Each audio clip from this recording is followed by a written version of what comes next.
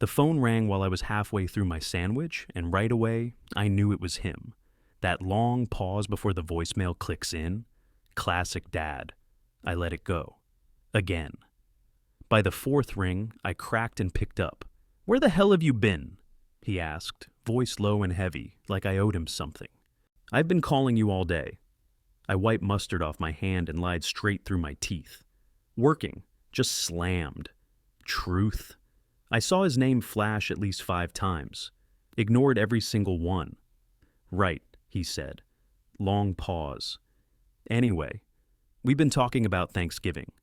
That's when my stomach started to sink. He stretched out the words like they were a trap being set in real time. Thought maybe this year we'd try something new, shake it up a little. I kept quiet, just waited. We got 4 tickets to that PGA tournament out in Palm Desert, 3-day pass, Thursday to Saturday. I already knew what was coming next, but I asked anyway. "Am I coming?" Another pause. He coughed into the phone like that would cover the guilt.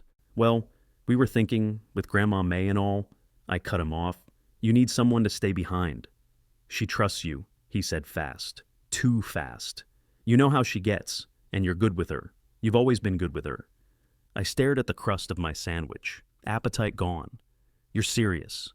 She needs help. We can't take her with us. It's too hot out there, too much walking. And you're the only one not really doing anything." "Not doing anything," I repeated. "You work from home. It's easier for you." Quick note before we keep going. Before listening, share which city or country you're watching from. He kept talking like I hadn't already checked out.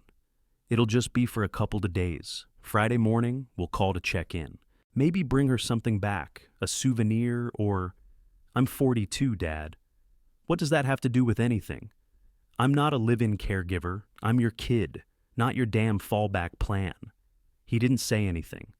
Just breathed into the phone like that was supposed to guilt me into saying yes. I didn't. He finally let out a forced little laugh. "You're overreacting. It's just Thanksgiving." No, it wasn't. It never was. I stared out the kitchen window while he droned on about tea times and desert sunsets. My knuckles tightened around the phone. I knew right then. He'd never even planned to invite me. He just wanted coverage. I walked straight to the sink, dumped the rest of my sandwich in the trash, and said, "Yeah, I gotta go." I set the phone down, but my hand hovered over it. I hadn't even taken 2 steps before I picked it back up and called him right back. He answered on the first ring. "Were you ever going to ask me to do this, or just assume?" I said. No greeting, no fluff. "Come on," he sighed. "It's not that big a deal." "That's not an answer. You're the reliable one. We all know that." My jaw clenched. "Reliable? That's your excuse?" There was a pause. Then his voice dropped into that snippy, fake calm tone he always used when he didn't like being told no. "You know what your problem is? You always make everything about you." I rolled my eyes so hard it hurt. "Because I won't spend Thanksgiving spoon-feeding someone while the rest of you post poolside pictures? Yeah, I'm real selfish." This was supposed to be a nice trip, a break. Faith's been stressed, your mother's got that knee thing going on, and Thomas can hire a sitter if he wants time off. You all can. My voice came out low and steady. "You made a plan without me. You made a plan that used me, and now you're mad? I'm not just rolling over." He went quiet for a second, then came back with, "So what? You want us to cancel everything? I want you to stop treating me like the family sponge. You mess up the plan, I soak up the damage. Not anymore. You don't understand how hard this is on us." "Hard?" I snapped. "You're going to Palm Desert. This isn't a funeral. It's a damn golf vacation." "I shouldn't have called you," he muttered. "No, you should have called me sooner. Maybe before you booked the tickets. Maybe before you decided my Thanksgiving didn't matter." His silence said it all. I kept going. "Let me be real clear. Since you didn't feel the need to check with me first, I'm not doing it." He inhaled sharp like he was about to start a full-on rant. But I beat him to it. "If you expect me to be your caregiver, don't expect me to come back home again. Not for birthdays, not for holidays, not for anything." "You'd cut off your own family over this?" he asked, like I was the crazy one. I didn't flinch. "If the only time you see me is when you need free labor, then yeah, I'm out." "You're making a huge mistake. he said flat, like a threat. No, I said. I'm just done cleaning up your messes. He hung up. Didn't even say goodbye. I stared at the black screen for a second, then tossed the phone on the couch and grabbed my keys. I needed air. And distance. I drove around aimlessly for almost an hour, windows down, just trying to cool the fire in my chest. Ended up parked outside an old strip mall, chewing the inside of my cheek and staring at nothing. It wasn't just about Thanksgiving. It never was. It was about every time I'd been the one holding the bag. My junior year of college, Rachel, my best friend since middle school, was getting married in Portland. I had the dress. I had the flight. I was supposed to give a toast. 2 days before the wedding, Mom called. Your dad can't take me. I have my appointment with the cardiologist and it's an hour away. I can't go alone. I offered to reschedule the flight. She said no. I needed to cancel the trip. So I did. Cried on the phone to Rachel. Watched the pictures roll in from Instagram. Said nothing to my family. And they never brought it up again. And there were a dozen smaller moments like that. Every time they needed something, I dropped everything. 2 years ago, when Grandma May fell and broke her hip, I was the one sleeping in the plastic chair next to her hospital bed. When she came home, she was slower, forgetful, kept mixing up names, forgetting what day it was. The family whispered the word dementia like it was a dirty secret. But once the diagnosis was unofficially assumed, they all backed off like it was no longer their problem. Guess who didn't? I made her toast every morning, cut her pills, and watched her swallow them. Cleaned her bed sheets when she had an accident and cried from embarrassment. I bought new sheets without asking for reimbursement. Every time I mentioned needing a break, Mom would say, well, you work from home, right? It's easier for you. Right? Easier. While they went to Mexico, sent me photos of ziplining in the jungle and margaritas by the beach. Meanwhile, I was scraping dried soup off Grandma's chin, while she told me the same story about my grandfather's lawnmower for the 4th time that day. Nobody asked me how I was doing. Nobody ever offered to switch off. They all acted like my schedule was made of spare parts, just free time they could borrow from. I started to realize it one night when I called Mom, just needing to vent. Told her I was exhausted, said I might need someone to come stay with Grandma for a weekend so I could get away. She said, you've always been the responsible one. I don't know if Thomas or Faith could handle her like you do. That was it. That was the moment it clicked. I wasn't family, I was function. I shut off the car, headed into the 7-Eleven, grabbed a Coke and a pack of jerky, and walked right back out. I sat on my porch that night, drinking a warm Coke and watching some kid across the street try to land a kickflip for the 20th time.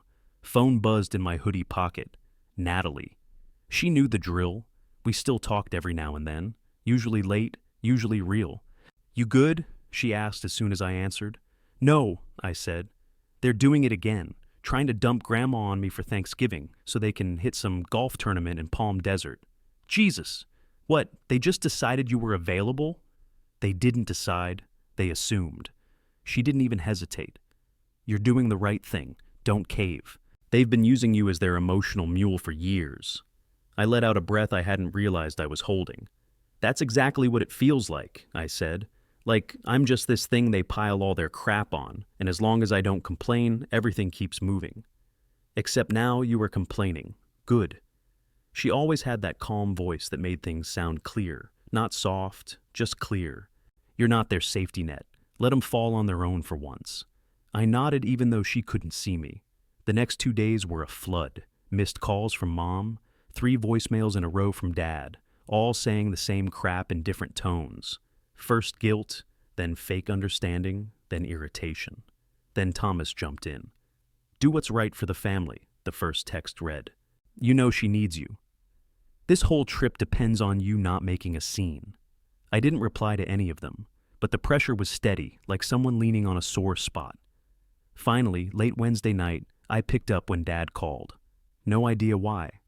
Just tired of the noise, I guess. His voice came through surprisingly calm. Hey, look, I get it. You've got your own life. We won't ask you to babysit. Just stop by the morning we leave. Grandma would love to see you. That's it? You're not going to try to guilt me into staying the whole weekend? Nope, just one morning. Come by, have coffee with her, then head home. He sounded almost reasonable, too reasonable. You sure? I asked. Positive. No hidden agenda, I promise. I rub my forehead. You'll be back before lunch? We're leaving early. Like, really early. We'll already be gone when you get there. Something about how fast he said that made my stomach turn.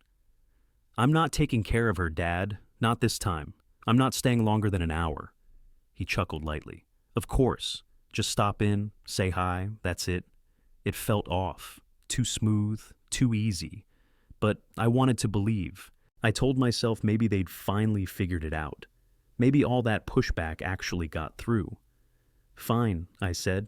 I'll come by, just for a bit. Great. She'll be happy to see you. I hung up and stared at the screen. Something still didn't sit right. But I didn't want to be the paranoid one. Not yet. I pulled into the driveway just after 7, sun barely up, streets still quiet. No cars, not a single one. Their van was gone. Thomas's silver SUV, gone. Even the stupid garden gnome was missing off the porch, like it got sick of their crap and walked away too. I stared for a second, hands still on the wheel. They'd left without saying a word, not even a fake goodbye. I walked up and rang the bell. Footsteps came quick. A second later, the door swung open, and there she was. Grandma May, fully dressed, hair curled, lipstick on, like she was about to head out to Sunday brunch. Morning, sweetheart, she said, bright and clear. I blinked. You look good. They left early, she said, waving a hand like it was no big deal. Didn't want to miss their tea time. Then she pulled me inside like she'd been waiting for me. The living room was spotless. No clutter, no mess, no weird smell like there had been last time I visited. I glanced over at her. You're up early, she grinned. Didn't sleep. You seem sharp today. Her eyes lit up. I am sharp every day. I just stopped letting them see it. I froze. What? She walked over to the kitchen counter, poured herself a cup of coffee, no shaking in her hands, no fumbling. I'm not confused, sweetheart. I never was. My brain short-circuited. They said you had dementia. She rolled her eyes. Oh, please. I had one bad reaction to anesthesia, and suddenly everyone's treating me like a houseplant. I let it ride. Wanted to see who stuck around when they thought I was fading. I leaned against the fridge. You've been pretending? She sipped her coffee and nodded. I needed to know who really gave a damn. Turns out it was just you. I stared at her, completely thrown. They treat me like a burden, she said. Like I'm some old sack of bones to hand off when it's inconvenient. But you stayed. I stayed because I thought you needed me, I said slowly. I did need you, just not in the way they made it out to be. I didn't know what to say. She didn't wait for me to find words, walked down the hall, came back with a small suitcase in one hand and her coat in the other.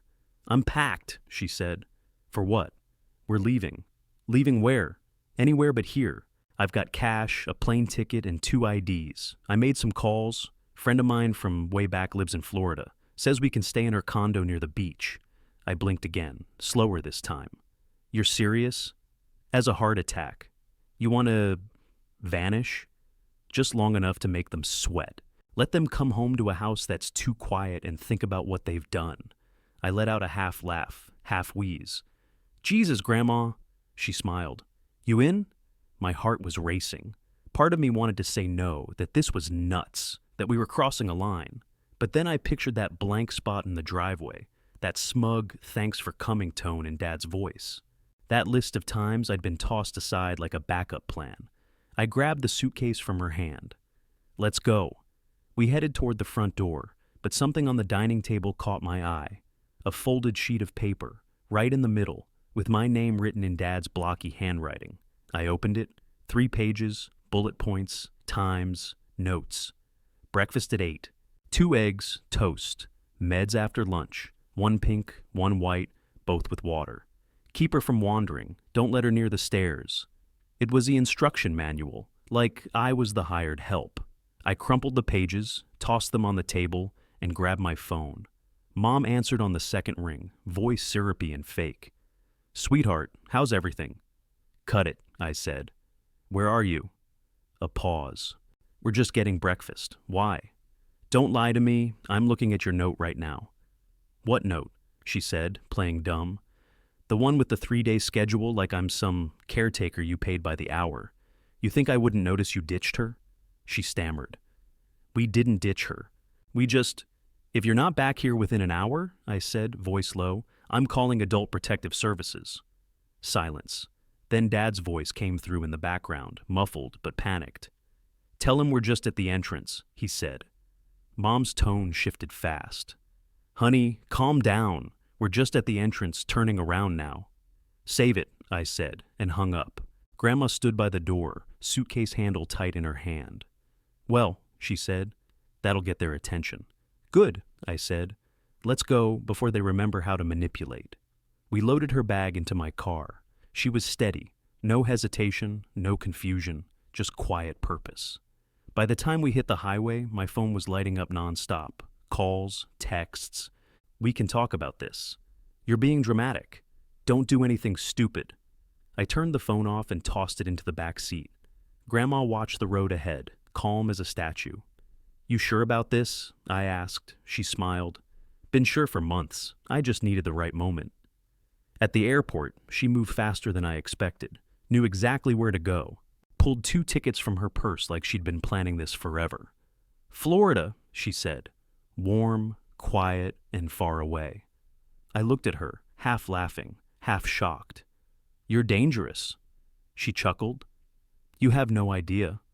While we sat at the gate waiting to board, she reached into her bag again and handed me an envelope. Open it. Inside was a copy of a legal document, her new will, my name at the top. What is this? I asked. It's what they were afraid of, she said. I've left everything to you. My condo, the savings, the stocks. I already met with a lawyer, and I've got medical documentation proving I'm fully competent. Grandma, that's... She raised a hand. Don't argue. This isn't payment. It's protection. They'll come after you when they realize I'm not as helpless as they want me to be. This makes sure you're covered. I looked down at the papers again, her signature neat and strong, not shaky. She leaned back in the chair, satisfied. You were the only one who showed up when it wasn't convenient. That's who I want holding the cards. I didn't know what to say. My throat was tight, but I nodded. When they called our boarding group, we stood. Before we left, she grabbed a scrap of paper from her purse and scribbled something quick. What's that? I asked. Closure, she said. Later, after we parked near the gate, I doubled back to the house for one last thing. Left her note on the kitchen table, right where their stupid schedule had been. In big, even letters, it read, I'm not sick. I'm just done. A week later, we landed back in California, sunburned, relaxed, and about 10 pounds heavier from all the fried seafood. Grandma was glowing. The ocean air had turned her into a whole new person, awake, present, sharp as hell. I dropped her off at her condo, made sure she had food and her meds lined up, then headed home for the first time in days. My phone had stayed off the entire trip. I didn't want to deal. But the minute I walked through my door, I turned it on and made the mistake of opening Facebook. Boom, there it was. A fresh post from Mom, dated 2 days ago. So sad when family abandons the elderly in their time of need. We raised our children better than this. No name, no direct tag. But she knew what she was doing. The comments made it worse. How could someone do that to their own mother? People these days have no loyalty. Heartless. Over 200 likes. Relatives, church people, neighbors I hadn't seen in years all piling on. Nobody asked for my side. Nobody even hesitated. My hands were shaking, not from guilt, but from the rage boiling up. I opened a new post. My fingers moved fast. No filter. No sugarcoating. Let's get the full story straight. Thanksgiving weekend, my parents and brother left my grandmother, who they claim is confused, at home with a typed 3-day care schedule and no one to help her. Why? So they could go to a golf tournament. What they didn't expect was that Grandma isn't confused at all. She's sharp. She's tired of being treated like luggage. And she chose to leave. I have the note they left me. I have the texts. I have the voicemail from my mom pretending they were just at the entrance when I caught them lying. I have legal documentation proving Grandma is of sound mind and capable of making her own decisions. So if you want to talk abandonment, look at the people who left their own mother behind with a checklist. Not the person who gave her a way out. Screenshots attached, receipts included. I posted it and set the privacy to public. I wasn't hiding anymore. By morning, it had over 5,000 shares. Comments were rolling in faster than I could read them. Strangers writing things like, "This happened to my aunt. I was the only one who stayed too. Thank you for saying what so many of us are scared to. Your grandma is a legend." I kept scrolling until my eyes hurt. It wasn't just going viral. It hit a nerve. People started tagging their siblings, their parents, calling out the same quiet exploitation that had been eating me alive for years. Then the private messages started. Friends of the family. Extended cousins, a few even apologized for liking Mom's post. But most stayed quiet. My email pinged mid-afternoon. It was from Dad. Subject line, "Unbelievable. How could you humiliate us like this? You've destroyed our reputation. Faith is in tears. Your mother hasn't stopped crying." I read it 3 times and closed the window without replying. You know what I didn't see anywhere in his message? The truth. No denial of what they had done. Just outrage that people finally knew. I turned my phone on silent, stood up, and opened all the windows in the house. Let the air in. Let it all in. That night, I was pacing the kitchen, trying to let the wind and silence settle my head, when Grandma called. Her voice came through strong, no hesitation. "We need a lawyer," she said. "For what?" I asked, though deep down, I already knew. "To protect ourselves. They're not going to stop, not after that post." She wasn't wrong. Since the thing went viral, the phone hadn't stopped. Texts, emails. Even someone from the church messaged me saying I should repent for shaming my own family. "All right," I said. "Let's do it." Next morning, I met with a local family attorney, someone my old coworker had recommended. Her name was Rachel Weaver. Early 40s, sharp eyes, didn't waste time. I laid it all out. The abandonment, the fake schedule, the social media smear campaign, the fact that Grandma was being treated like she was mentally incompetent when she wasn't. She listened, took notes, then looked at me like we were already halfway through trial. "You've got a solid case. Harassment, defamation, elder neglect, especially if you've got the proof you say you do. I've got screenshots, voicemails, timestamps, everything," I said. "And your grandmother is willing to testify?" "More than willing. She's pissed." Rachel smiled. "Then we start with cease and desist letters. Let's see if they come to their senses before we go nuclear." We sent the letters out that afternoon. One to Mom, one to Dad, one to Thomas and Faith. 2 days later, Mom was back on Facebook, claiming we were holding Grandma against her will. "Pray for our family," she wrote. "There's confusion. There's heartbreak. We just want May safe." Grandma nearly threw her tablet across the room. "She thinks safe means controlled," she muttered. "Well, not anymore." I called Rachel. "We're done playing nice." She didn't blink. Then we file. Filing the lawsuit made everything real. Suddenly, we weren't just the scapegoats anymore. We were the plaintiffs. Defamation, harassment, emotional distress, elder neglect. They didn't see it coming. Thomas called twice. I let it go to voicemail both times. Then they changed tactics, started accusing me. Dad told anyone who'd listen that I had mental health issues, that I was unstable, always dramatic. Faith posted a cryptic photo of her and the twins with the caption, "All we can do is pray when people break." I stayed silent, didn't engage. But when we got to court, I didn't have to say much. Grandma did all the talking. She took the stand in a simple gray blazer, hair curled, hands steady. Looked the judge dead in the eye and told the whole story. How she'd pretended to be forgetful. How she'd kept a journal of every time they'd left her alone. Every errand they'd forgotten to run. Every day she was skipped like some afterthought. She detailed their trip, the instructions, the lies, the cover-up. "I played along because I wanted to see who would actually care if I disappeared," she said. "Turns out it was just him." She pointed right at me. Judge didn't flinch, just nodded and kept taking notes. The opposing side tried to paint her as confused, misled, manipulated by me. Grandma leaned forward, looked the lawyer dead in the face, and said, "You're mistaking quiet for weakness. I've been more awake than all of you." Their entire argument fell apart. By the time we walked out of the courtroom, I could see it in their eyes. They'd lost. They just didn't know how bad yet. 2 weeks later, the judge delivered the ruling. Courtroom was dead silent. Not a cough. Not a whisper. She looked straight at my family, Mom, Dad, Thomas, Faith, and read it out like she was scraping their names off a headstone. This family used guilt and manipulation to exploit one member under the assumption of emotional obedience. That ends today. I didn't breathe for a full 10 seconds. She continued, calm as hell. Full restraining orders granted. Defendants are to pay financial damages in the amount of $75,000. A public retraction of the online statements must be posted and maintained for a minimum of 60 days. Mom gasped. Faith's eyes welled up. Thomas looked like someone had kicked him in the chest. Dad just stared at the floor. We won. After the verdict, Grandma grabbed my arm and whispered, "Let's go home." We didn't say a word to the rest of them. Back at my place, we started fresh. She moved into the guest room. We cleared out the clutter and turned the den into a little home studio.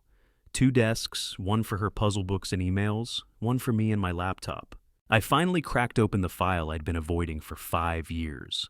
The draft of a novel I always told myself I didn't have time for. Turns out, time shows up fast when you stop giving it away. While we built our routine, their lives unraveled. First came the news about Dad. Forced into early retirement after his company's HR department got a copy of the court ruling. Apparently, they didn't like the idea of their regional manager being labeled legally abusive. Then, Mom, fired from her job at the high school office when parents started calling about her post. Someone printed the judge's quote and stuck it in every teacher's mailbox. Thomas's design firm lost 2 big clients in 1 week. Faith deleted all her social media accounts after someone tagged her in my viral post with the words, "This you?" They tried to spin it, told people the court got it wrong, claimed I manipulated Grandma, that we tricked the system, but nobody was buying it anymore. One afternoon, while Grandma and I were organizing books in the studio, she looked up and said, "Do you feel better now?"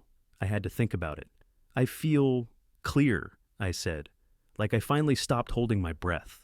She smiled, went back to arranging her crossword books by color, like it actually mattered. Some nights I still felt it, that old guilt twitching under the surface. The voice in my head that said, maybe they didn't mean it, maybe you overreacted. Then I'd see the court papers on my desk, or the photo of Grandma smiling in Florida, toes in the water, no schedule taped to the fridge. That guilt faded real fast. We weren't hiding anymore. They lost their mask. We found our peace. 1 year later, things felt right. Grandma and I had our rhythm down. Mornings were for coffee and her YouTube channel, May Knows, where she gave advice to seniors about tech, travel, and keeping your kids from stealing your retirement. She had over 6,000 subscribers. I was half proud, half terrified. I worked part-time freelancing, nothing fancy, just enough to keep the bills steady, and the rest of the time went into the book. I was on chapter 19. The house was quiet most days, but never heavy, just comfortable, like it had finally been cleared out of all the noise.